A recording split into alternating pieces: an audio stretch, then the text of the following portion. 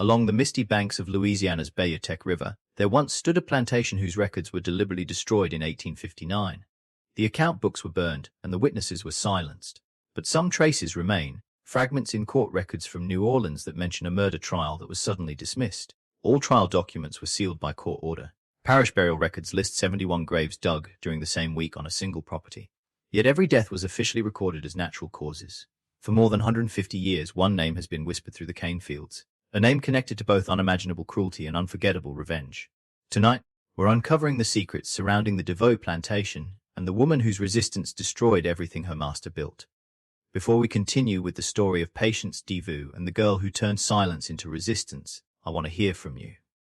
Tap that subscribe button and tell me in the comments where you're listening from. Are you ready to discover what really happened that summer on the Bayou?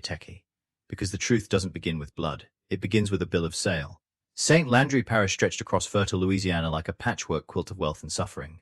By 1853, the region had become one of the most profitable sugar-producing areas in the entire South. Plantations lined the Bayou, generating fortunes that rivaled those of European royalty. The town of Opelousas served as the parish seat, a busy community of approximately 3,000 people, planters, merchants, overseers, and the enslaved people who made their wealth possible. Among the plantation owners, Patience DeVoe stood out, not for his wealth, which was considerable, but for his strange reputation. A third-generation planter whose family had arrived from France in the 1760s, Patience, named for a Puritan ancestor on his mother's side, had inherited Belle Ombre Plantation at age 28 after his father died from yellow fever. Now 42 years old, he ran his 300-acre sugar operation with what neighbors politely called demanding standards. The DeVoe plantation house rose 3 stories above the Louisiana mud, its white columns gleaming in the subtropical sun. 73 enslaved people worked the property, in the fields, the sugar mill, the house, and the various buildings that made up the complex machinery of plantation life.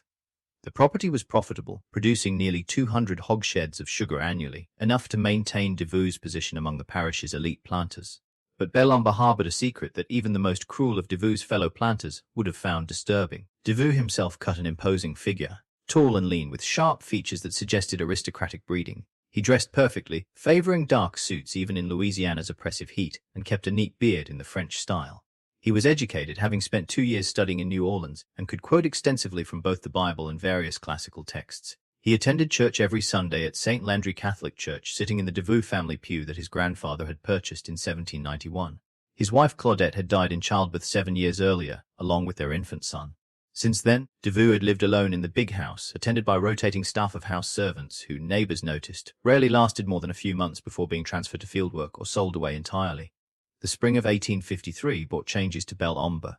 In March, a slave trader named Rufus Gaines arrived from Mobile with a group of 22 enslaved people recently brought through the illegal but thriving interstate trade.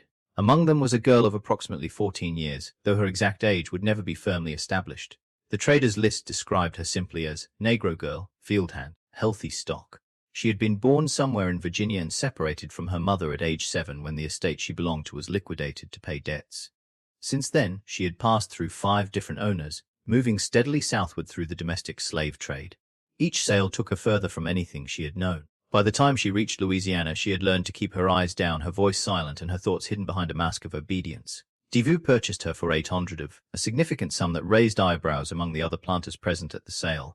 Field hands typically sold for $500 to $600, but DeVoe had specific requirements, and this girl met them precisely: young, strong enough for work but small-framed, and isolated with no family connections on any nearby plantation.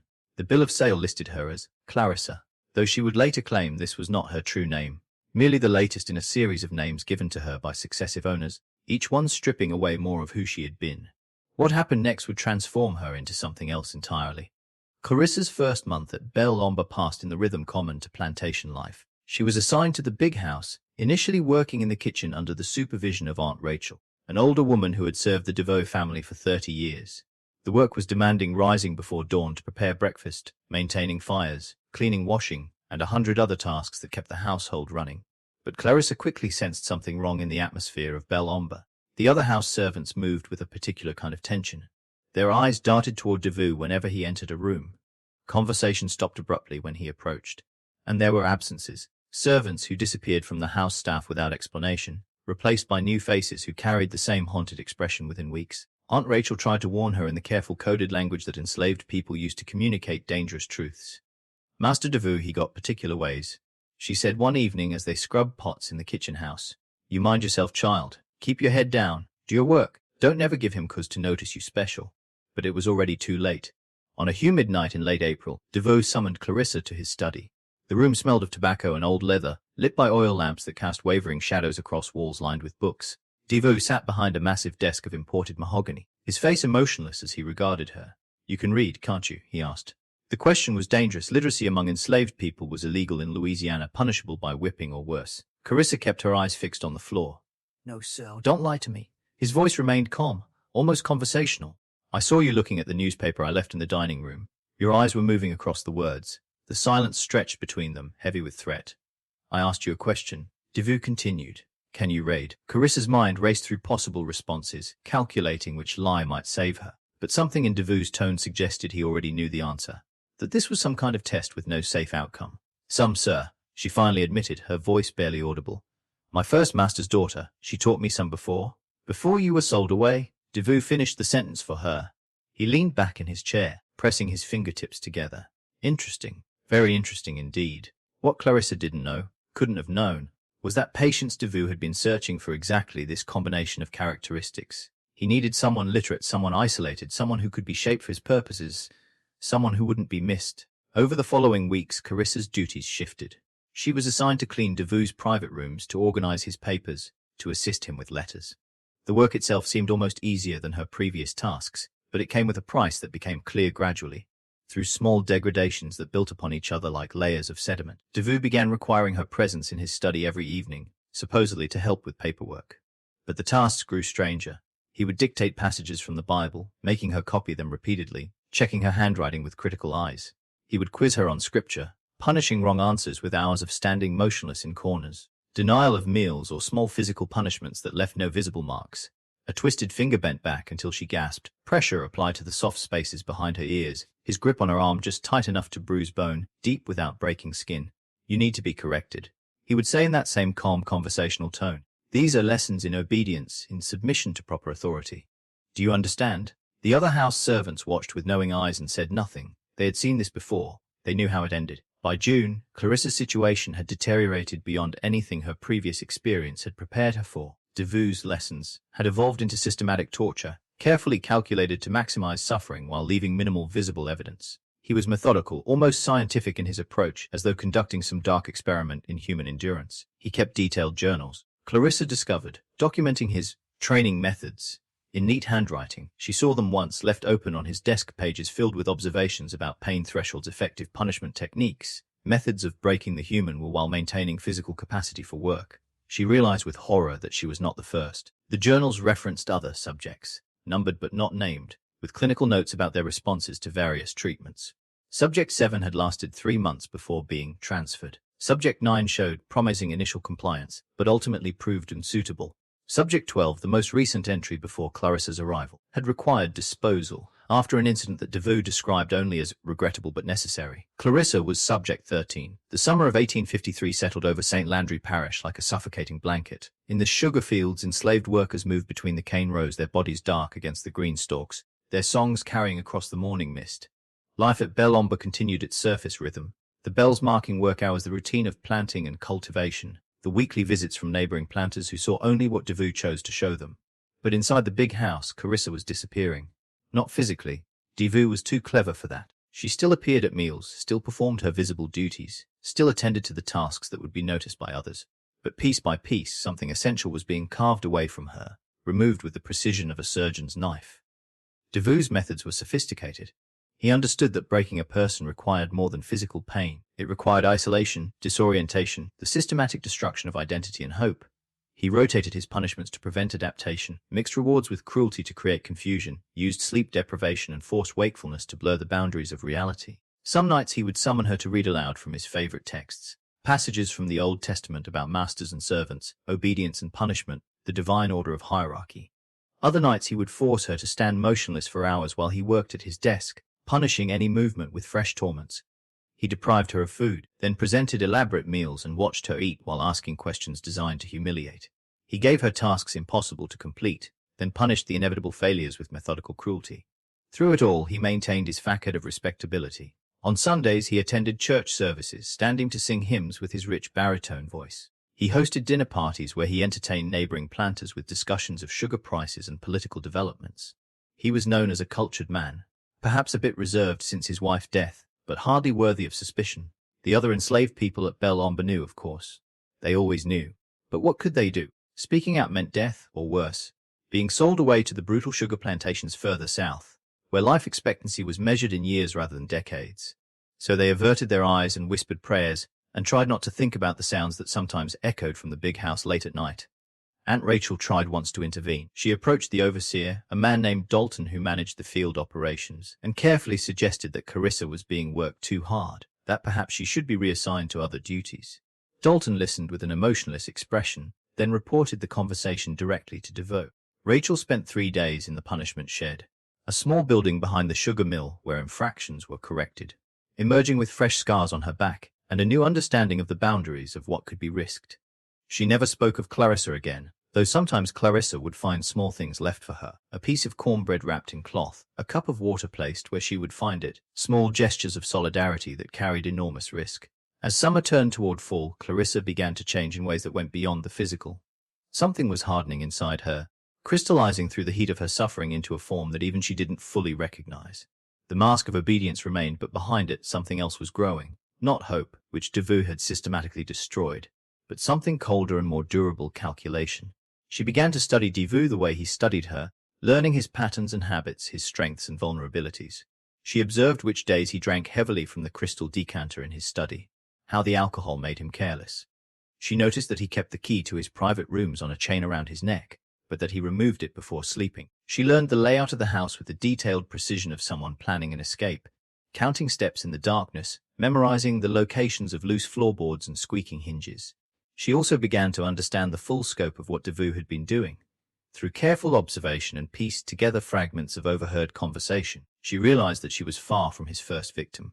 Over the past decade, at least a dozen enslaved people, always young, always isolated, always purchased from distant sellers, had passed through his hands and disappeared. Some had been sold away, their spirits broken. Others had died, their deaths attributed to disease or accident. One, the girl who had preceded Clarissa by only 4 months, had been found drowned in the Bayer, her death ruled a suicide despite the suspicious circumstances. The truth Clarissa was discovering would have shocked even the hardened planters of St. Landry Parish. If you're finding this story as disturbing as it is compelling, hit that like button and leave a comment with your thoughts. What would you have done in Clarissa's position? Let's find out together what happened next. What Clarissa didn't yet know was that DeVoe had begun planning her disposal.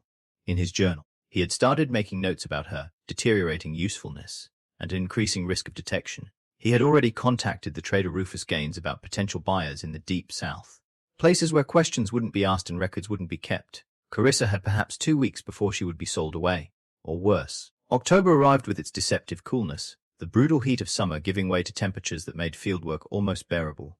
The sugarcane stood tall and ready for harvest, and Belle Ombre prepared for the grinding season, the most intense and profitable period of the plantation year, when the cane would be cut and processed into raw sugar in a round-the-clock operation that would consume everyone's energy for weeks.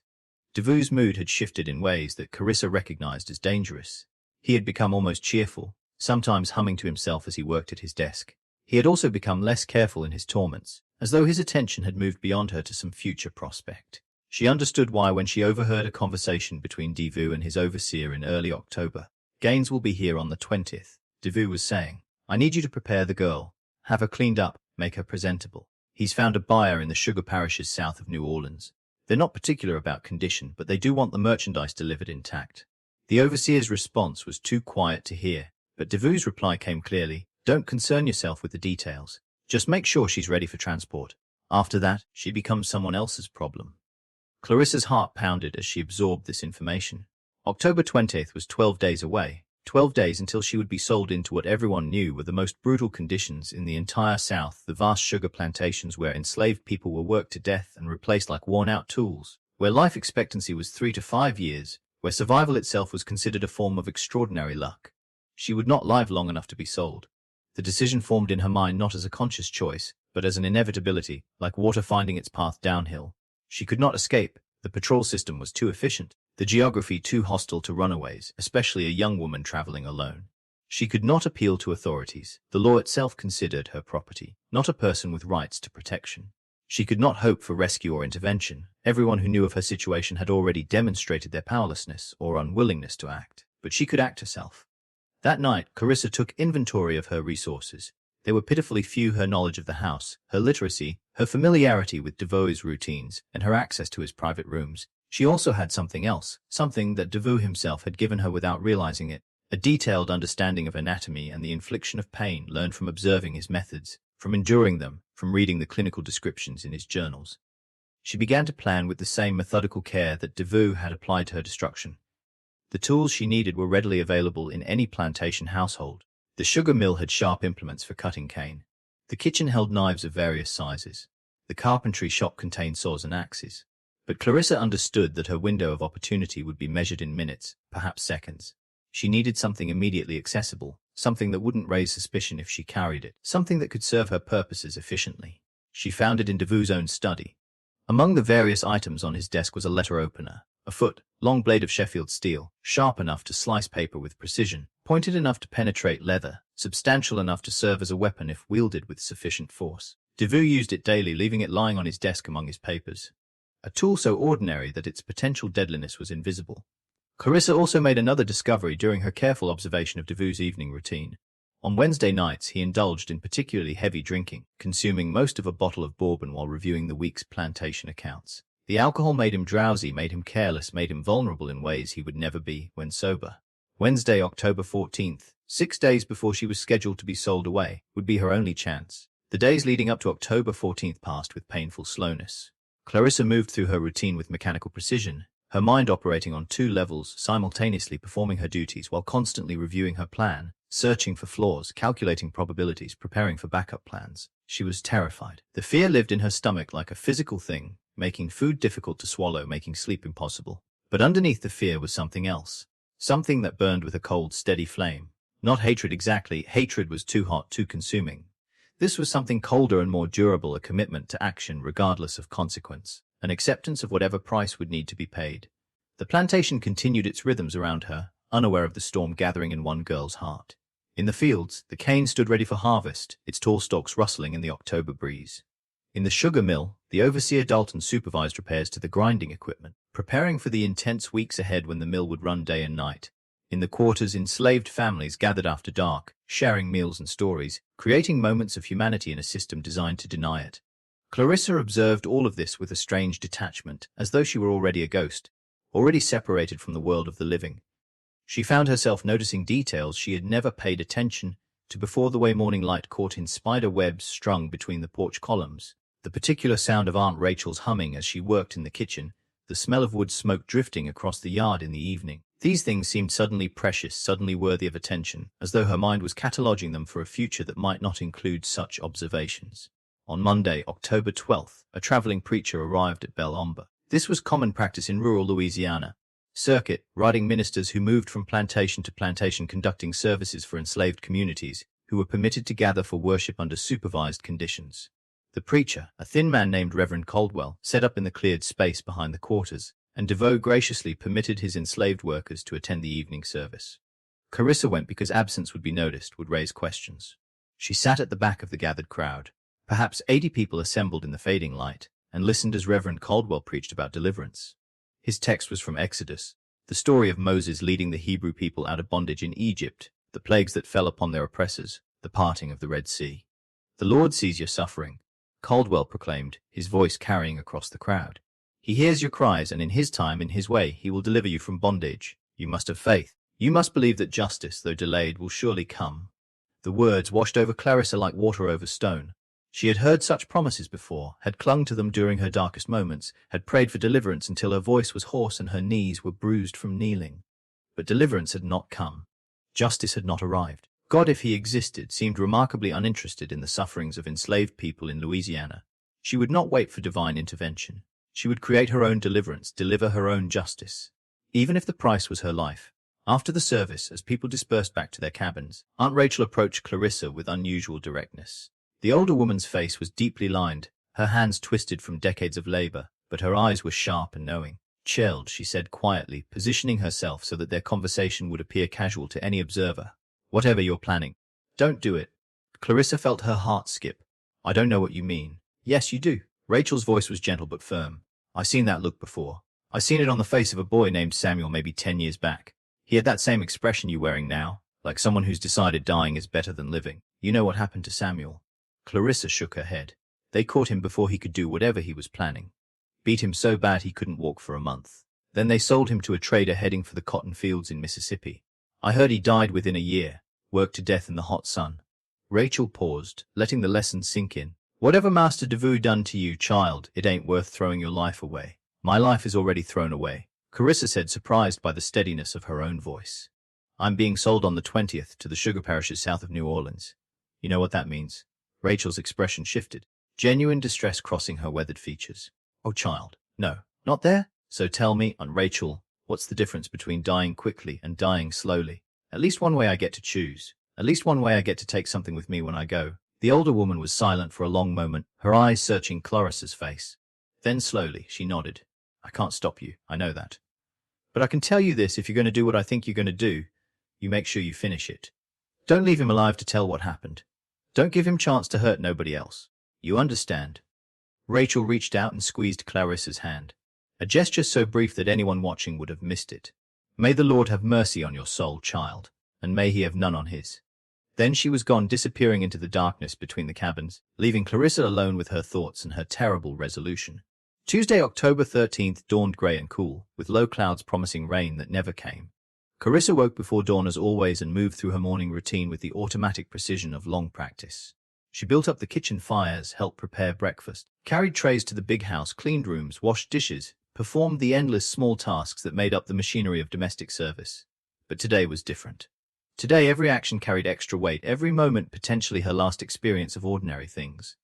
She found herself paying attention to sensations she normally ignored, the texture of linen under her fingers as she folded laundry, the warmth of sun breaking through clouds to touch her face, the taste of the small piece of cornbread she ate for lunch. In the afternoon, Devoux summoned her to his study for what she recognized with grim clarity would be his final session of torment before she was sold away. She climbed the stairs to the second floor, walked down the hallway past the portraits of Devoux ancestors staring down with painted eyes, and knocked on the study door. Enter, his voice called. The room was exactly as it always was, orderly, scholarly, deceptively civilized. Books lined the walls, their leather spines gleaming in the afternoon light filtering through tall windows. Devoux's desk dominated the center of the room, its surface covered with neat stacks of papers, ledgers, letters. The crystal decanter of bourbon sat in its usual place, along with 2 glasses. Oil lamps waited to be lit when evening came. Devoux sat behind his desk, dressed perfectly as always in a dark suit and crisp white shirt. He looked up as Clarissa entered, his expression mild, almost pleasant. Ah, Clarissa, come in. Close the door. Sit down. He gestured to the straight-backed chair positioned before his desk, the chair where Clarissa had spent so many hours enduring his particular brand of education. As she sat, keeping her eyes downcast in the posture of submission, he demanded, I want to talk to you about your future. Devoux began, pressing his fingertips together in a gesture she had come to know well. Mr. Gaines will be arriving in a few days to complete your transfer to new ownership. I thought you might have questions about what to expect. This was new. Devoux had never before shown interest in explaining or justifying his decisions. The novelty of it was almost surreal.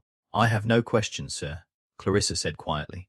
No, you're not curious about where you're going, what kind of work you'll be doing. Devoux's tone was conversational, almost friendly.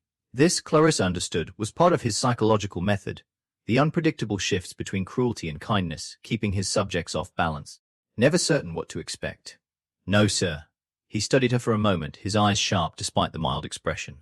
You're lying. You know exactly where you're going. The sugar parishes, the places where they grind up workers like cane stalks, where 5 years is considered a long life. You're terrified, aren't you? Clarissa said nothing. It's all right to admit fear, Devoux continued. Fear is rational. Fear is appropriate. What you should fear most, however, is not the future but the possibility of trying to avoid it. Do you understand what I'm saying, Clarissa?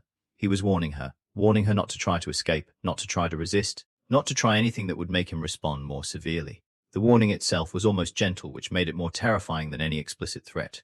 I understand, sir. Good. Devoux leaned back in his chair, seemingly satisfied. You've been a challenging subject, Clarissa. Not as compliant as some, but more resilient than most. I'll miss our evenings together in a way, but all experiments must eventually conclude, and I find myself eager to begin fresh work with new material. He paused, pouring himself 2 fingers of bourbon from the crystal decanter, sipping it slowly. Do you hate me, Clarissa? The question was a trap. Either answer would displease him, would earn fresh punishment. But Clarissa found herself responding with unexpected honesty. No, sir. And it was true. She didn't hate him. Hatred implied a relationship, an emotional connection, a recognition of shared humanity. What she felt toward Patience DeVoe was something far colder, an absolute determination that he should cease to exist, delivered with the emotional investment of someone deciding to eliminate vermin. DeVoe seemed pleased by her answer, missing entirely the truth behind it. Good, he said. Hatred clouds judgment. Submission requires clarity of mind and purity of obedience. You're learning even at this late stage. He paused again, swirling the bourbon in his glass, watching the amber liquid catch the light. I've kept detailed records of our time together. Did you know that? Observations, measurements, assessments of technique and result. Quite fascinating, really, the human capacity for adaptation, for endurance, for survival even under the most adverse conditions. You've contributed to a body of knowledge that might someday prove valuable. Clarissa listened to this with strange detachment. He was describing her suffering as research, her pain as data, her existence as nothing more than experimental material. It should have provoked some response: rage, disgust, despair, but she felt nothing except the cold certainty of what would happen tomorrow night. You may go, DeVoe said finally, dismissing her with a wave of his hand. Get some rest. Mr. Dalton will want you looking presentable when Mr. Gaines arrives. Clarissa stood, curtsied in the manner he required, and left the study. She walked down the hallway, down the stairs, through the house to the kitchen, moving like a mechanism wound tight and counting down to release. Aunt Rachel was alone in the kitchen, preparing vegetables for the evening meal. She looked up as Clarissa entered, her eyes asking questions that couldn't be spoken aloud. Clarissa nodded once, a tiny movement that conveyed everything. Rachel closed her eyes briefly, her lips moving in what might have been prayer. Then she returned to her work, her knife moving through carrots with steady precision. And Clarissa understood that no more would be said between them. Some things went beyond words, beyond advice, beyond anything except silent witness. That evening, Clarissa lay on her pallet in the small room off the kitchen where she slept, staring at the ceiling in the darkness. Around her the house settled into its nighttime rhythms, the distant sounds of the overseer making his rounds, the murmur of voices from the quarters beyond the yard, the creak of wood and whisper of wind. She should sleep. She would need all her strength for what was coming. But sleep was impossible, her mind too active, too full of scenarios and possibilities and calculations. She thought about her mother, whom she barely remembered, a soft voice singing in the darkness, warm arms holding her, a face that had faded to nothing more than impression and longing. She thought about the 7-year-old girl she had been, standing on an auction block in Virginia, trying not to cry as strange white men examined her teeth and felt her arms and discussed her value in voices that treated her as an object, not a person. She thought about all the owners who had followed, each one stripping away another layer of who she had been, until she could no longer remember her real name, the name her mother had given her, the name that had connected her to family and history and identity. Who was she now? Not Clarissa. That was just another name imposed by ownership. Not even fully human anymore, at least not in the eyes of the law, not in the eyes of the society that permitted and profited from her bondage. But tomorrow night she would become something. Someone, a person who had acted, who had chosen, who had refused to be passive in the face of her own destruction. It wasn't much, it probably wasn't enough, but it was what she had. The hours until dawn passed with painful slowness. Clarissa must have dozed eventually, because she woke to the sound of the plantation bell ringing, the call to morning labor, grey light filtering through the single window of her room. Wednesday, October 14th. Her last day as Clarissa. Her last day as anything. She rose dressed in her work clothes and began her final day at Belle Ombre. The morning passed in a blur of activity. Clarissa moved through her tasks with mechanical efficiency, her body performing familiar actions while her mind remained elsewhere, counting down hours and then minutes to the moment that would change everything. Breakfast preparation, cleaning the dining room, carrying water, sweeping floors, washing dishes. The endless cycle of domestic labor that had defined her existence for as long as she could remember. At midday she ate a small meal of cornbread and beans, forcing herself to swallow despite the knot of tension in her stomach. She would need energy, she would need strength, she could not afford weakness. In the afternoon, she found herself alone in DeVoe's study during her routine cleaning. The room was empty, DeVoe having gone to inspect the sugar mill with his overseer. This was her opportunity. The letter opener lay on his desk among various papers and letters, its Sheffield steel blade catching the afternoon light. Clarissa had cleaned around it 100 times, had polished its brass handle, had never considered it as anything except another piece of the room's furnishings. Now she saw it differently. She saw its length, a full foot from tip to handle. She saw its weight, substantial enough to penetrate leather or heavy cloth. She saw its edge, sharp enough to slice through paper with precision, sharp enough to cut flesh if wielded with force. She picked it up, testing its balance, feeling how it fit in her hand. It was heavier than she expected, more substantial, more real.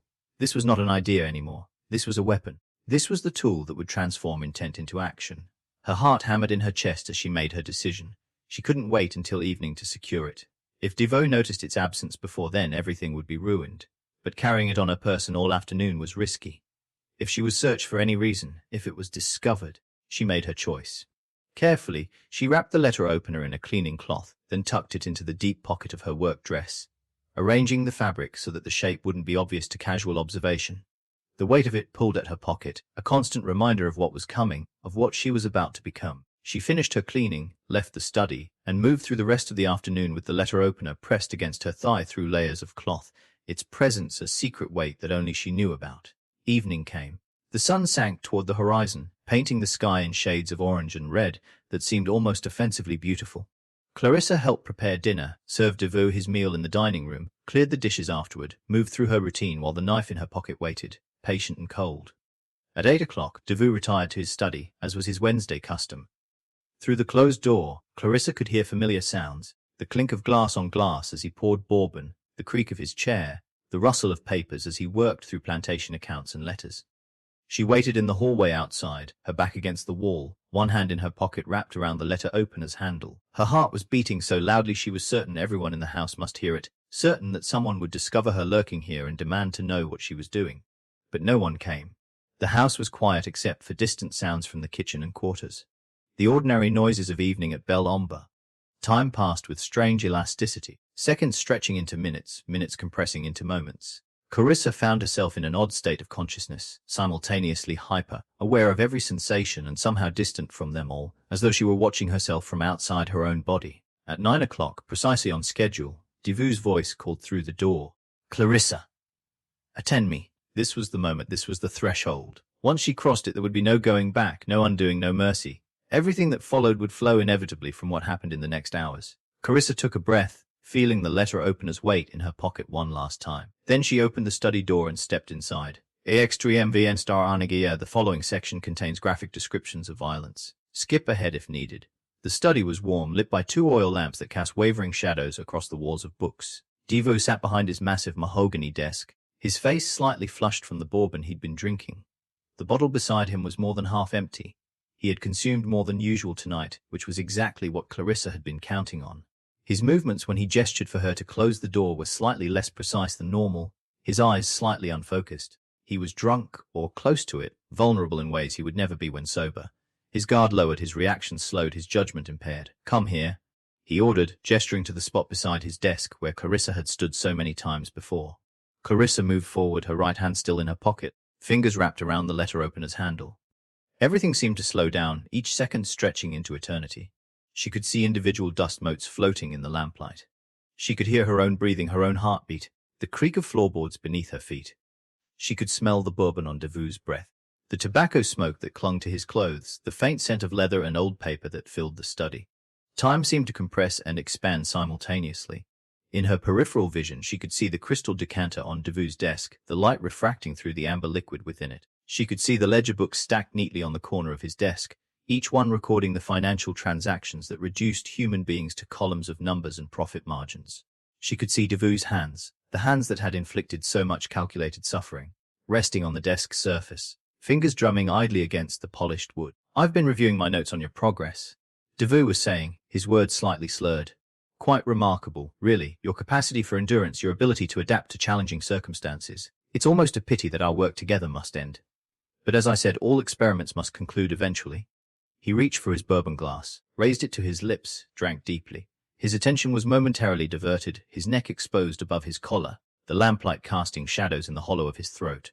Clarissa acted. She pulled the letter opener from her pocket in a single fluid motion and drove it toward Devoe's neck with all the force she could muster. But her hands were shaking, whether from fear or adrenaline or the simple enormity of what she was attempting, and her aim was imperfect. The blade struck his shoulder instead, penetrating several inches into flesh and muscle, hitting bone with a sensation that traveled up the handle into Clarissa's hand. Devoe roared with pain and shock, lurching to his feet with such force that his chair toppled backward, crashing against the bookshelf behind him. His hand grabbed for the knife handle protruding from his shoulder, trying to pull it free, his face contorting with a mixture of rage and disbelief. "You," he gasped, his voice strangled. "You dare." But Clarissa didn't let him finish. 6 months of accumulated suffering, 6 months of systematic torture, 6 months of helpless submission erupted from her in a fury of action. She launched herself at him, her fists striking at his face, her weight, small though it was, knocking him off balance. They crashed into the bookshelf behind his desk, volumes tumbling down around them in a cascade of leather and paper. Devou was larger and stronger. Clarissa had known this would be the case, had factored it into her planning. But he was also drunk and wounded, blood soaking through his shirt from the stab wound in his shoulder, his movements uncoordinated, his reactions slowed by alcohol and shock. They struggled in terrible silence, both instinctively understanding that noise would bring others, would summon witnesses, would transform this private confrontation into something public, and therefore even more dangerous. The only sounds were their breathing, harsh and ragged, the impact of bodies against furniture, the crash of objects falling, the scrape of shoes against floorboards. Devou's hands closed around Clarissa's throat, his fingers digging into soft flesh, cutting off her air. Black spots began to dance in her vision. Her lungs burned. She was dying, she realized with strange clarity. He was killing her. Despite everything, her planning, her determination, her willingness to sacrifice her life, he was still going to kill her, still going to win, still going to reduce her to nothing more than another entry in his cursed journals. Her hand found the letter opener, still protruding from his shoulder. She grabbed the handle, now slick with blood, and yanked it free with a sound that would haunt her memory forever. The blade came away trailing dark blood, and for a moment she could see the wound it left behind. A ragged opening in flesh that looked somehow obscene, somehow more real than anything she had ever witnessed. Then she drove the blade into him again. And again. And again. She struck wherever her hand could reach, his chest, his stomach, his arms as he tried to defend himself. Each blow was powered by 6 months of torture, by the memory of every girl who had suffered before her, by the knowledge that survival required absolute commitment, that half measures would mean her death and his survival, and the continuation of everything he represented. Devou's grip on her throat weakened. He fell backward, striking his head on the corner of his desk with a sound like a mallet hitting meat, a wet, heavy sound that Clarissa would never be able to forget. He collapsed to the floor, blood spreading beneath him in a dark pool that caught the lamplight and gleamed like oil. He lay there bleeding from multiple wounds, his breathing shallow and labored, his eyes wide with shock and pain, and something that might have been fear, real fear, perhaps for the first time in his privileged, cruel life. Clarissa stood over him, the bloody letter opener still clutched in her hand, her chest heaving, her mind strangely calm. This was the moment. This was the choice. She could run now. She could flee into the darkness and hope for escape, even though escape was nearly impossible for an enslaved woman in Louisiana, even though she would certainly be caught and killed within days. Or she could finish what she had started. She looked at Devou, really looked at him. This man who had purchased her like livestock, who had systematically destroyed her humanity piece by piece, who had documented his cruelty in neat handwriting as though it was science rather than sadism. This man who had done the same to at least a dozen others before her, who would certainly do it again to whoever came after her if he survived this night. And something else was operating in Clarissa now. Something that went beyond survival or even vengeance, a methodical fury that required completion, that demanded every ounce of suffering be repaid, that insisted on a specific and terrible form of justice. She looked at the tools available in the study, the letter opener still in her hand, its blade now dark with blood, a heavy brass candlestick on the desk, a fire poker leaning against the fireplace, various implements scattered around the room, ordinary objects that could be repurposed for extraordinary ends. Then she looked at Devou himself, still conscious, still breathing, still aware enough to understand what was happening to him. His eyes met hers, and in them she saw something she had never seen before: fear. Real, helpless, desperate fear. You studied pain. Clarissa heard herself say, her voice strange and distant in her own ears. You documented it. You treated it like science. You wrote about thresholds and tolerances and breaking points. Now you're going to learn everything you taught me. What followed would shock even the most hardened observers of plantation violence, would create a legend that would persist for generations, would transform Clarissa from victim into something else entirely. Something that represented both the absolute depths of human cruelty and the absolute limits of human endurance. Clarissa made a decision in that moment. A decision that was both calculated and emotionally driven, both rational and extreme. She would not simply kill Patience Devou. She would dismantle him. She would reduce him to components. She would treat him the way he had treated hers, as raw material for experimentation, as an object rather than a person, as something to be studied and documented and ultimately discarded. She began methodically, using the letter opener and other tools she found in the study. The brass candlestick became a hammer. The fire poker became a lever. Various implements from Devou's desk drawers, sharp, heavy, useful objects that had served mundane purposes, were repurposed for darker work. And through it all, Clarissa was careful. Careful not to let Devou die too quickly. That would be mercy, and mercy was not what this moment required. careful to work in silence, stuffing cloth in his mouth to muffle sounds, mindful that the other enslaved people in the quarters beyond the house should not be implicated in what was happening. This was her action, her choice, her responsibility alone. She was also careful to apply the lessons she had learned. 6 months of systematic torture had taught her anatomy through suffering. She knew what hurt and how much. Knew the difference between damage that killed quickly and damage that lingered. Knew which parts of the body were most sensitive to pain and which were most essential to life. She applied this knowledge with scientific precision. Hours passed. The oil lamps burned low, and Clarissa refilled them from the reserve de vue kept in a cabinet, the mundane action surreal in the context of what she was doing. The night deepened outside the study windows. The house around them was silent except for the distant sounds of crickets and night birds, and the occasional creak of settling wood. And throughout it all, Clarissa worked with the methodical patience of someone completing an essential task, dismantling the man who had tried to dismantle her, taking him apart piece by piece with the same clinical detachment he had shown toward his victims. She counted as she worked. It was important to count, important to document, important to mirror de Vue's own obsession with measurement and record-keeping. Each separation, each reduction, each component was noted mentally, added to a total that grew with each passing hour. 71 pieces she would later claim, though whether this number was literal or symbolic would never be fully determined. Perhaps it represented one piece for each person de Vue had enslaved on his plantation. Perhaps it corresponded to the 71 days she had endured his particular brand of torture. Perhaps it was simply the number that came to her in the heat of her terrible work. A number that felt right, that felt complete, that felt like justice. When she finally stopped, when the work was complete and nothing remained that could be called patience de Vue except separated components, arranged with terrible precision across the floor of his study, the first light of dawn had begun to filter through the windows. The sky was pale grey, the colour of ashes, the colour of endings. Clarissa stood in the doorway, covered in blood from her hair to her feet, the letter opener still in her hand, and looked back at what she had done. She felt no satisfaction, no triumph, no relief. She felt nothing at all, as though the part of her capable of feeling had been removed along with everything else de Vue had taken from her. She had become exactly what he had tried to make her, something less than human, something reduced to pure function, something that existed only to serve a purpose. But the purpose she had served was her own, not his, and in that distinction lay whatever meaning could be salvaged from this night of horror. Extram violence Clarissa walked out of the study, through the big house, down the front steps, and into the grey light of morning. Behind her the study door stood open, revealing shadows and shapes that would haunt the imagination of everyone who eventually saw them. She walked down the gravel drive toward the main road, her bare feet leaving bloody footprints on the pale stones. She walked past the fields where enslaved workers were beginning to gather for the day's labor, their voices falling silent as they saw her, their faces registering shock and fear and something else. Something that might have been recognition or understanding or a terrible kind of hope. She walked until she reached the main road, where she simply stopped and waited, the letter opener hanging loosely from her hand, her face expressionless, her eyes fixed on some distant point that only she could see. She didn't try to hide, she didn't try to run, she had done what she came to do, and now she would face whatever consequences followed. The patrol found her 3 hours later, still standing in the same spot, still holding the bloody knife, her dress stiff with dried blood, her face empty of everything except exhaustion. When the sheriff asked her what had happened, she answered in a voice devoid of emotion, "I killed Patience de Vue. He needed killing. I regret nothing except that I can only kill him once."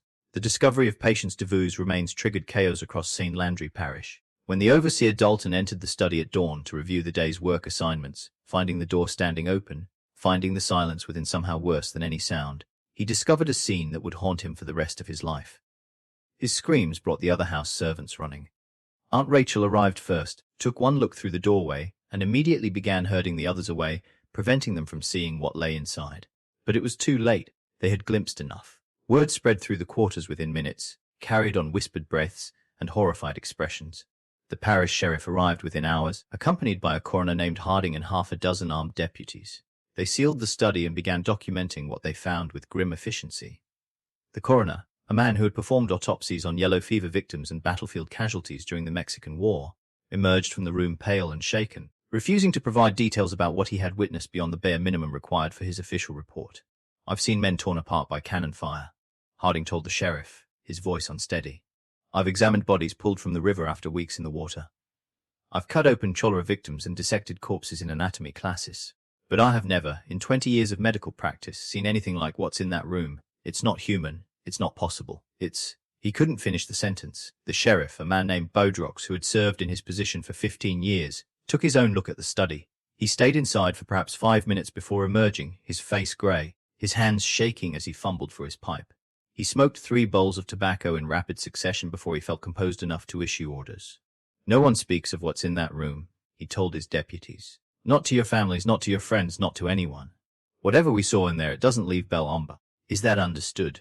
The deputies nodded, their faces reflecting the same shock that Budrox felt. By noon, news of Devue's death had spread across the parish, though the details remained carefully hidden. The official story released by Sheriff Budrox, after consultation with the parish judge and several prominent planters, stated only that Patience Devue had been murdered by an enslaved woman in his household who was subsequently captured by authorities. But rumors spread faster than official statements, carried on the lips of enslaved people who whispered to each other in the fields, of house servants who spoke in coded language to their counterparts on other plantations, of freed men and poor whites who gathered in Opolis's taverns and speculated about what had really happened at Belle Ombre. The numbers varied. Some said Devue had been cut into 50 pieces. Others claimed 100. Some said the girl had drunk his blood. Others insisted she had eaten his heart. The truth was lost in a swirl of rumor and counter-rumor, each version more extreme than the last. What was not rumor was the response of the enslaved community. Within days of Devue's death, something unprecedented began to happen across St. Landry Parish. Enslaved people started refusing to work, not violently, not through organized uprising, but simply through quiet, firm resistance. They gathered in their quarters and in the woods, refusing to go to the fields, refusing to respond to threats or punishments, refusing to disperse. Within a week, more than 200 people had assembled in hidden camps in the forests and swamps surrounding Belle Ombre. They built fires and shared food and waited.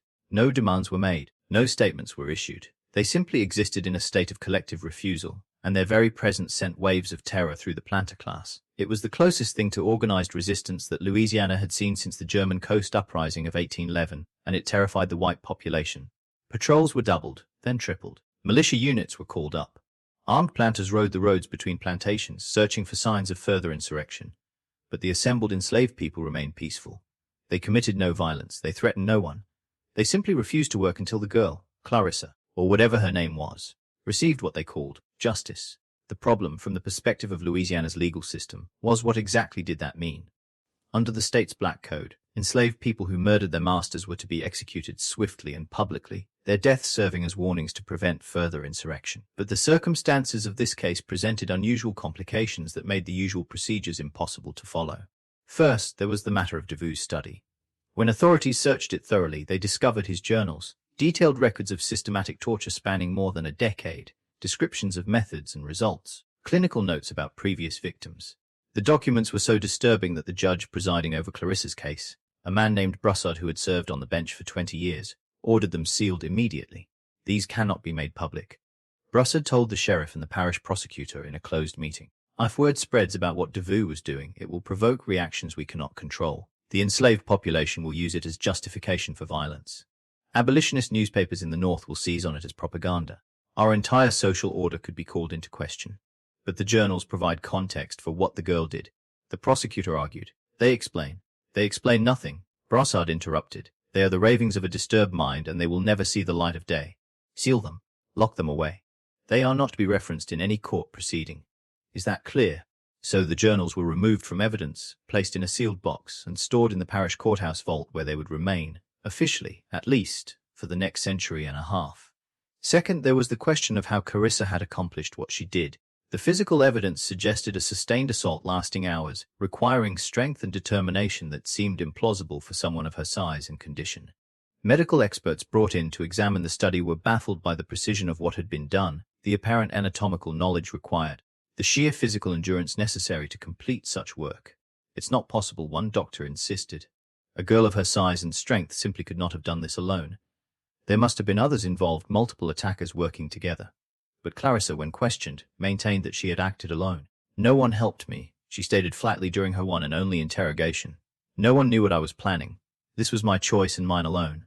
I will not allow others to be punished for my actions." Third, and most troubling for the parish authorities, was the continued presence of the assembled enslaved people in the forests and swamps. They showed no signs of dispersing. If anything, their numbers were growing as word spread to neighboring parishes. And while they remained peaceful, their very existence represented a challenge to authority that could not be allowed to stand. The trial itself was conducted in near total secrecy. The courtroom was close to the public. No journalists were permitted. No transcript was made of the proceedings. Clarissa was represented by a court-appointed attorney named Hebert, a young lawyer who spoke perhaps 50 words on her behalf, most of them procedural formalities. The prosecution presented its case in less than an hour. Deveau was dead. Clarissa had confessed to killing him. The evidence was overwhelming. The law was clear. The verdict should be death, carried out publicly as a warning to others. But Judge Brassard faced an impossible situation. Executing Clarissa would provoke the gathered enslaved people to violence. He had no doubt of that. The parish did not have sufficient forces to control an uprising of that scale. People would die. Property would be destroyed. The entire social order of the region would be threatened. On the other hand, failing to execute her would be seen as weakness, would suggest that enslaved people could murder their masters and escape justice, would encourage further resistance and rebellion. Brassard adjourned the trial without issuing a verdict, claiming he needed time to consider the legal complexities of the case. In reality, he spent the next 3 days in frantic consultations with the governor, with prominent planters, with militia commanders, trying to find a solution that would satisfy the demands of law and order without triggering the violence that everyone feared. The solution, when it came, was characteristically Southern in its combination of practicality and dishonesty. On October 28, 1853, Sheriff Budrocks issued a brief statement. The matter of the death of Patience Deveau has been resolved to the satisfaction of the court, and in accordance with the laws of Louisiana, justice has been served.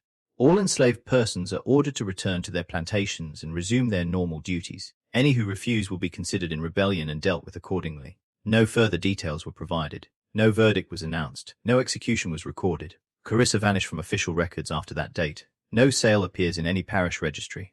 Her name simply ceases to appear in any documentation. The assembled enslaved people, after several more days of tense standoff, gradually dispersed and returned to their plantations. No violence occurred. No arrests were made. Life in St. Landry Parish slowly returned to its normal rhythms, though an undercurrent of tension would persist for years.